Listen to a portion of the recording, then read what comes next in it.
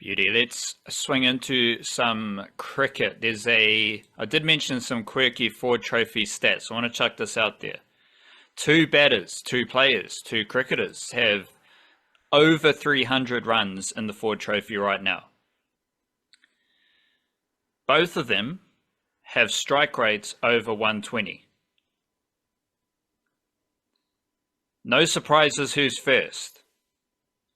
It's the white ball slugger extraordinaire himself, Finn Allen. 387 runs, strike rate of 126, 2 centuries. Most of that was in the Ford Trophy first stanza before Super Smash.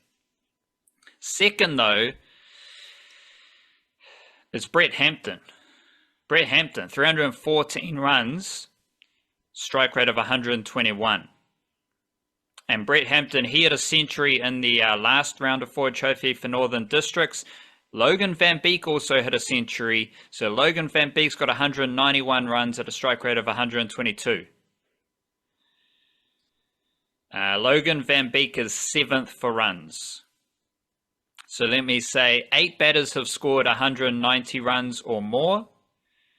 3 of them have strike rates over 120, which is pretty damn impressive if you ask me. So that's an interesting little note there. Joe Carter also hit a century for Northern Districts. And with the ball, I'm really fascinated by the young seamer department, have been all season. We've seen Will O'Rourke come into the Blackcaps setup. Well, what did he do? 6 for with Canterbury, nibbling the ball all over the show against Otago. But also, so the thing about Brett Hampton and Northern Districts is they weren't very good in the Super Smash. And I would assume Brett Hampton is ideally suited to Super Smash. He's played he won back-to-back championships with Northern Districts, so he's obviously does all right in T20 cricket, but he has a one-day batting record of averaging 35 with a strike rate of 108, which is bloody impressive.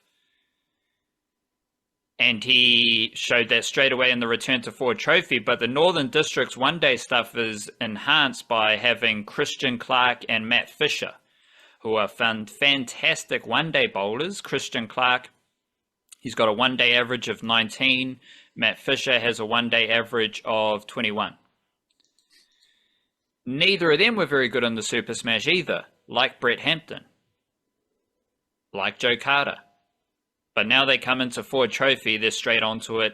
And that flips around for Tim Pringle. Tim Pringle was very good in the Super Smash, and he's solid in Ford Trophy one day right now. So I expect him to make some improvements in his one-day record. But you've also, so you got Will O'Rourke, you got Christian Clark, you got Matt Fisher, you've got Zach Folks, obviously. There's a lot of bowling talent around Aotearoa, and I did mention this in our newsletter yesterday via Substack, and I'll throw this out there for you to get your thoughts on it. Is Will O'Rourke better than the South African seamers who have toured New Zealand? Because I think he is.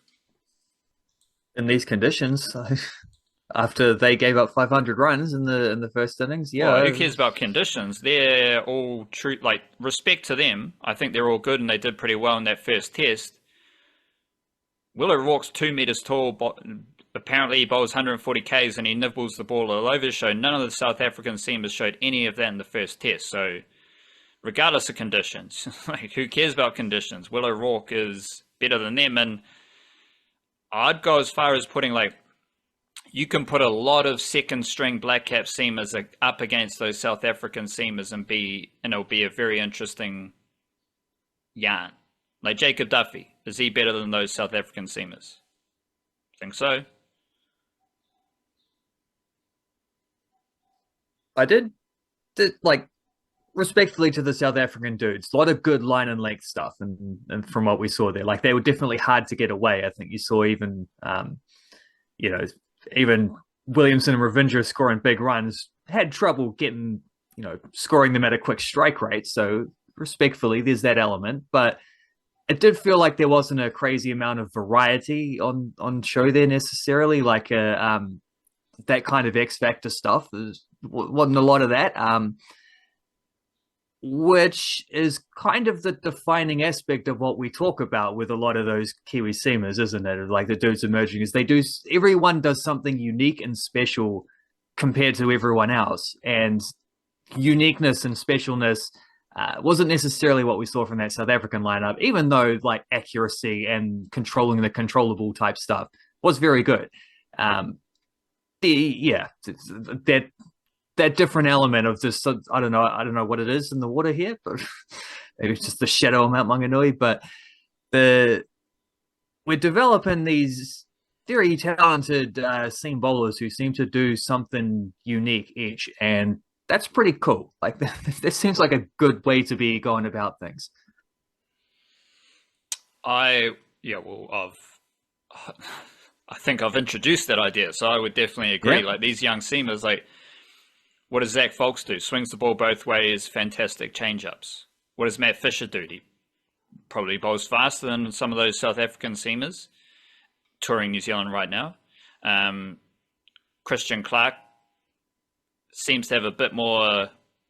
He's more lively, I think, than some of those South African seamers. But if we're breaking this down, he's probably the weakest of those emerging seamers. But yeah, like I don't want to talk down those South African players or bowlers too much, but the just in a very interesting idea, like Will O'Rourke, he's pretty good, and he's coming off a 6 for Canterbury, and I think, as you said, the skill set, the X factor, because I ran through this exercise yesterday. I was thinking, okay, so some of South Africa's best white ball bowlers are obviously playing the T20 competition as well. So it's not necessarily like these are their 5 to 10 ranked seamers are in New Zealand. It's probably more like 7 to 15, considering the white ball players are over. Same, like if New Zealand was in the same situation, Adam Milne, Lockie Ferguson,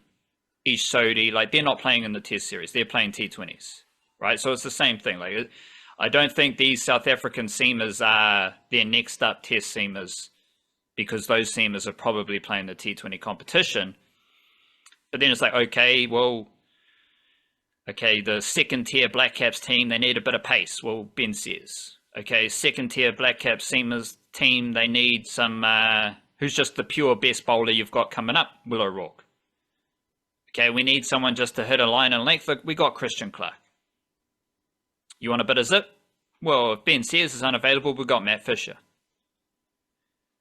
Okay, but we need an all-rounder. We need a really good batter who's also really skillful, make the most of the Kiwi conditions. Zach Folks. Okay, we need someone just to plug a hole. He's done a job for us before. We need just someone to just come in, plug the hole. Jacob Duffy.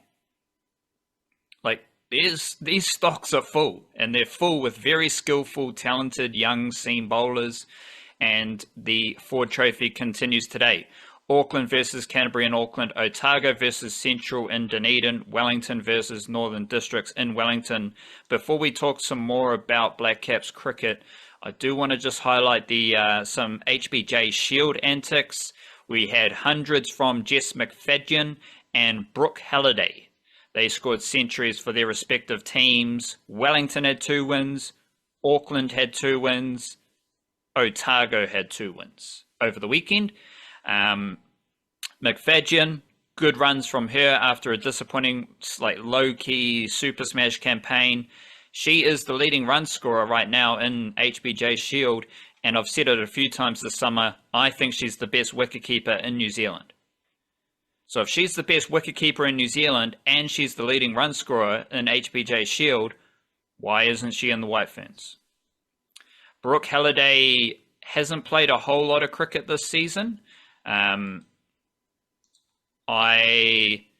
She seems like an automatic selection just because she's a lefty, but I think she needs to pile up some runs to keep some other batters at bay, and she has played 3 games this summer. 4 games, sorry.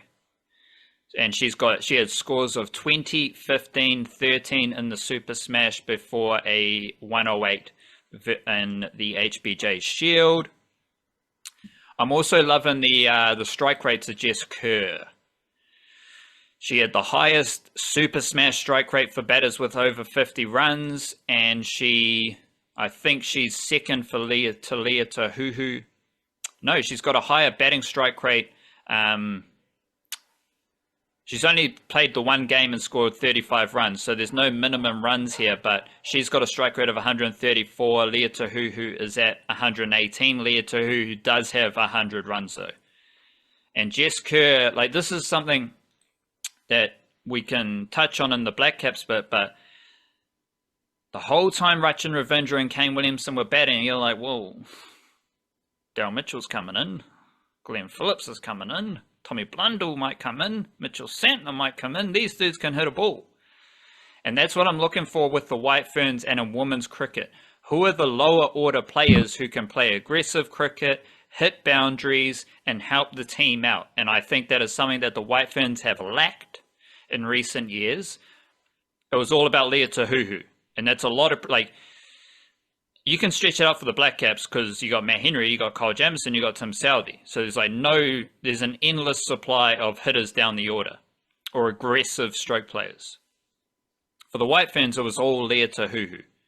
And that's too much pressure to place on a bowler who can hit boundaries. Like, Matt Henry doesn't have any pressure on him to hit boundaries. That's why he hits boundaries. If there's no pressure on Leah Tahuhu, she's going to have a fun time, she's going to hit boundaries. But if it's all about Leah Tahuhu and she's your one and only slugger and basically in the whole team, there's too much pressure on her. Now at least we do have Jess Kerr really developing her batting craft and what she's good at, which is whacking boundaries. So that's good to see. She had a nice knock for Wellington this weekend, 35 at a lovely strike rate.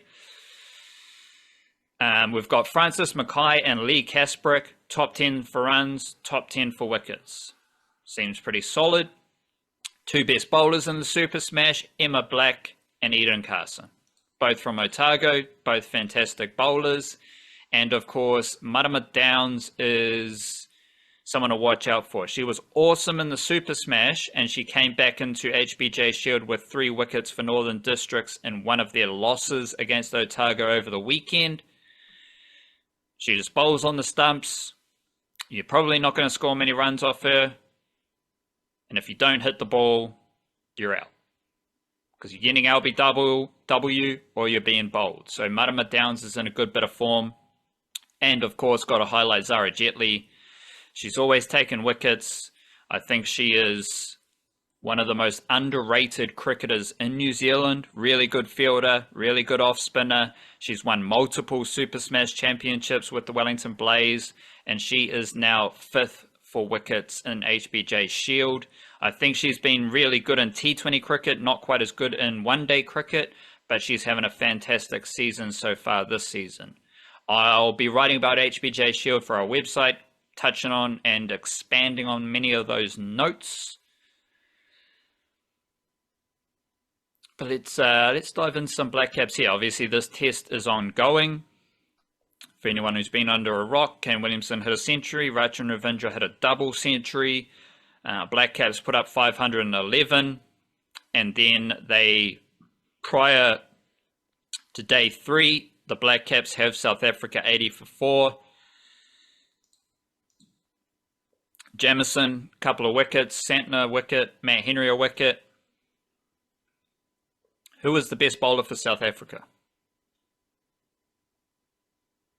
Neil Blunt, as they keep calling him, to give the proper South African pronunciation. Mr. Captain. Yo, thank God we've got some proper South African pronunciation in our New Zealand commentary. Really need that. Thank you very much. Be nice if they could get some of the New Zealand names right as well, eh? Well, they do. Oh, Tom Blundell's still out there. Whenever Craig McMillan's on the mic, for example, you know. What's his name? Tom Blundell. Blundell. You don't notice that big? Well, to be fair, that's a McMillan problem. That's not. It's just a New Zealand accent. Like you can't hate on someone for a New Zealand accent. No, that's more than that. Some selfie. Yeah, no, that's a New Zealand accent. Yeah, there's nothing wrong with that. Chill out there. I was about to shout out the commentators because they do a very good job of pronunciation of Māori language and everything else. It's just funny, there's so many South Africans in the commentary team that they are actually pronouncing the South African names nicely. So Neil Brand was the best South African bowler. He is also their frontline spinner. And he took 6 wickets. And they're playing a Bay Oval, which we have labelled the most spinniest pitch in New Zealand. So my overarching kind of Blackcaps thought as this test is ongoing is that Bay Oval is the most spinniest deck in New Zealand. Like, you need to have a spinner at Bay Oval.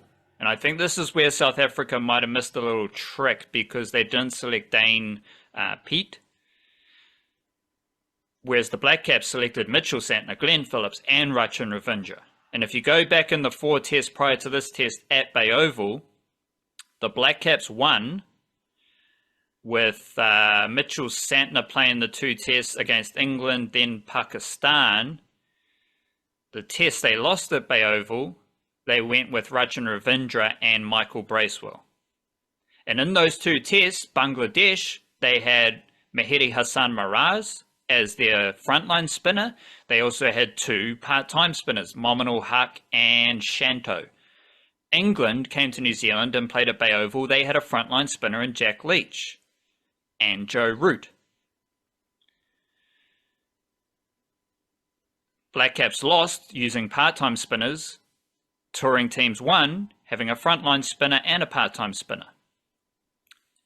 This is like, because if you come to New Zealand, you think, oh, spinners don't do anything. New Zealand don't select Ajaz Patel. There's no need for spinners in New Zealand. Successful teams at Bay Oval use spinners. And we've got it, like, I think South Africa needed 2 spin options in their innings, and it was played out with Neil Brand taking 6 wickets.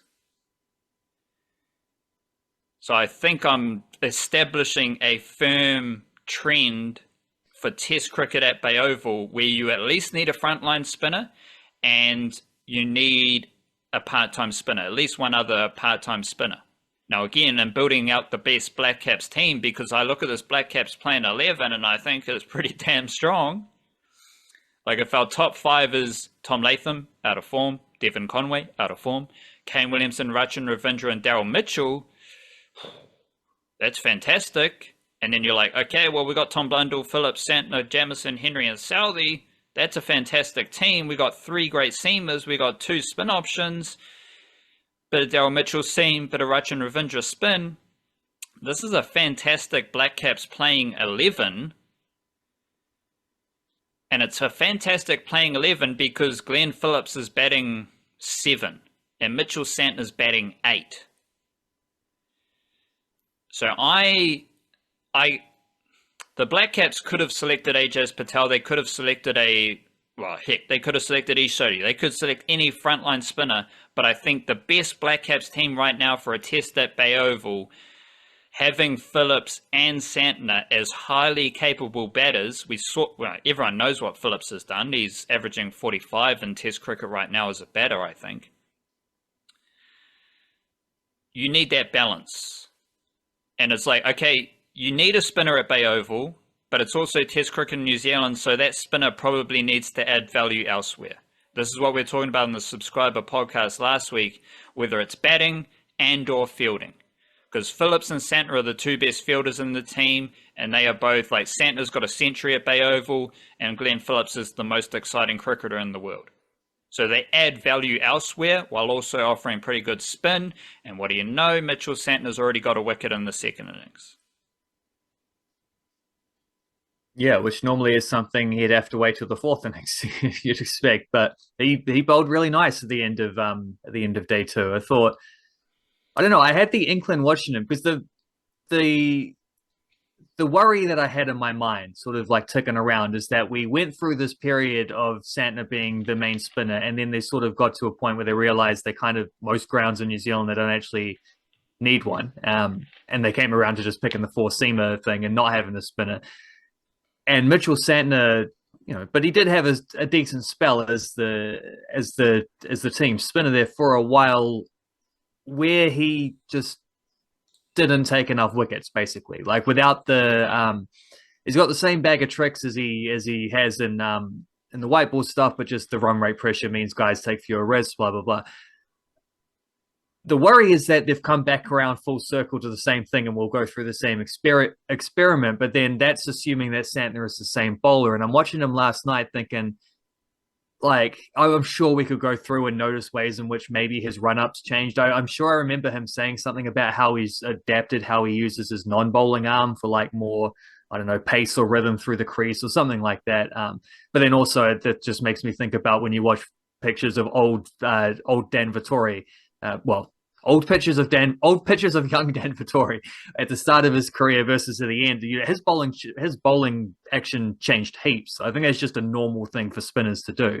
It doesn't necessarily mean anything tactical or whatever. It's just go through the motion 1,000 times, slight little tweaks along the way that'll happen. But it feels like Santner. Well, in recent years, I think in the last 2 years, we've had Ish Sodhi and Ajaz Patel talking about quicker run-ups. Yes, yeah, notably in both cases, like slightly longer run-ups and going through, like to hit the crease a little bit faster. Yeah, that's a good example. And with Santner, my suspicion, I don't know how to prove this, so I'm just going to ask you if you notice the same thing.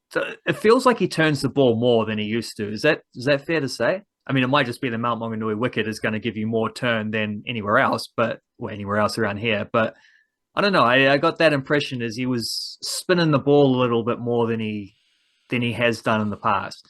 If in which case he is clearly going to be a more effective test bowler than he was in the past, if that's true. I can't remember. Like you're talking about old Daniel Vittori actions. I've got no idea what's happening there. Too many Jartero vitamins to remember things like that. But he's a better bowler than he was, and I don't think that's a crazy thing to say when you look at how the Blackcaps develop. Like we said it before, I'll say it again. Once you get in that Blackcap setup and you're training with Donaldson and you're learning the craft, like now any seamer who enters the Blackcaps mixer, you're learning how to nibble the ball both ways. And we talked about in the Super Smash, if you're a left arm spinner in Super Smash or New Zealand cricket, you need to have your orthodox spinning delivery, and then you need to have the delivery that not only goes straight on with the arm, quintessential arm ball, but it moves back into the right-handed batter. Like these are skills that you develop with a lot more cricket played in the domestic structures, but then there's also a greater development boost if you spend time with the Blackcaps. And I would suggest, I think Mitchell Santner is just a better bowler right now. He's always had the skills though.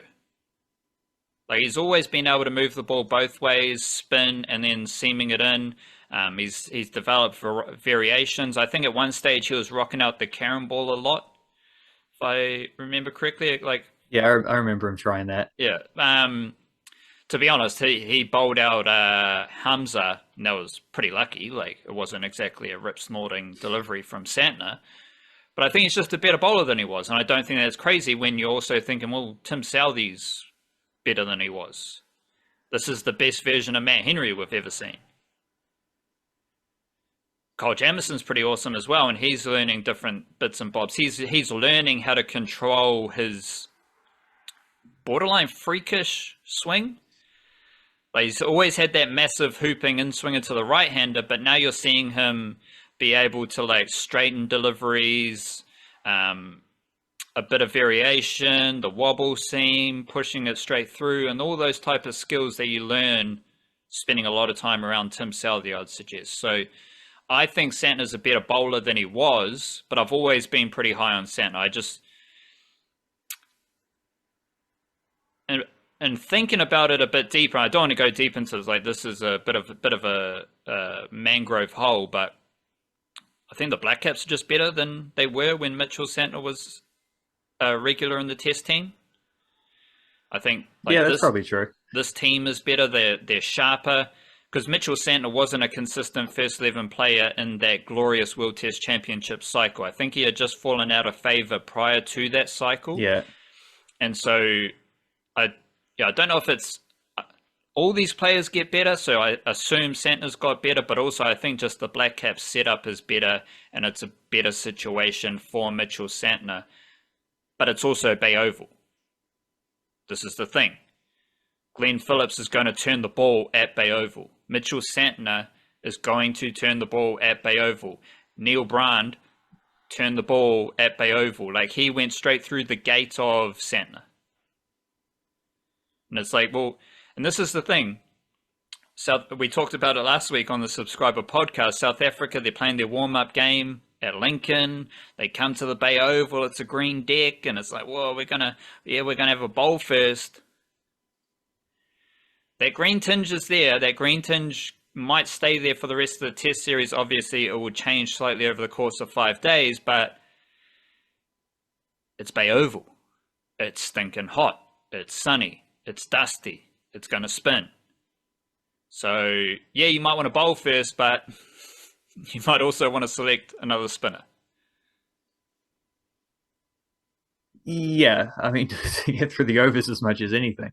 And that's the beauty of this Blackcaps lineup now, isn't it? Is that if Rachin Ravindra and Glenn Phillips are now set, then they can have spin from both ends even when they don't pick a frontline spinner. And if they think spinner's going to be taking wickets, well, then you do pick a frontline spinner and you've still got alternatives there. So it's a lovely balance that they've got thanks to two extremely cool players. I think also that's the last point on Santner is he was picked to play Blackcaps Test cricket, I think before he'd even taken a forfeit in first class cricket.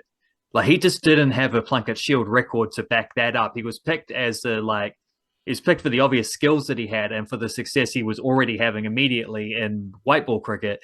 But with the red ball, he didn't really have a, I don't know, it reminds, there's been a few different instances of that, of like the players who have been chucked in, particularly around that era, like chucked in before, because Ish Sodhi, you could say the same thing about, chucked in before they'd had enough sort of, it's the white the ferns. refs, the money in the bank, It's what the white ferns do. Yes, it is. It is what white ferns do it to an even more extreme case. But yeah, and nowadays it's different. Like, Santner was out of the team and he has actually earned his way back in there. Like, there's a repertoire to fall back on. There's there's credit there, sort of thing. And this is the definition of like competition for places and having to earn your spots. And yeah, Santner does feel like a better bowler now than he was. Certainly a better fit for the Test team than he was when he was first playing, where they was sort of asking him to be something he wasn't quite ready yet. And also he was batting higher up too. And they was expecting him to be an all-rounder. Now he doesn't have that pressure anymore. If he scores runs, he scores runs, but he's got Glenn Phillips at 7. So, the batting lineup's stacked.